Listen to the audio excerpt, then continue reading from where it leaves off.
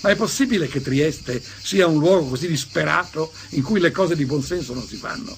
Città bellissima, città struggente, amministrata da gente che non ha sentimento, non ha passione, non ha cuore. Quindi sono pentito di aver fatto qualcosa per Trieste. Non farò mai più nulla per Trieste. Mi sono sbagliato, non dovevo fidarmi. Ho fatto un gesto di considerazione per la città, ma oggi gli uomini che la governano non hanno, come dire, la forza, la capacità, la passione. Io mi vergogno di essere andato a Trieste, mi pento. Mi viene in mente che il sindaco di Trieste, il sovrintendente, quelli che dovrebbero amare quella città, in fondo non agiscono come sarebbe giusto per impedire delle violenze che alterano il senso della storia. Che cazzo fanno? Si vogliono svegliare, dice no? O volete che il piccolo vi dica, prendendovi per il culo, che siete un'amministrazione incapace di far funzionare le cose? Certo che c'è da pensare. Chi non l'ha capito vada a fare in culo.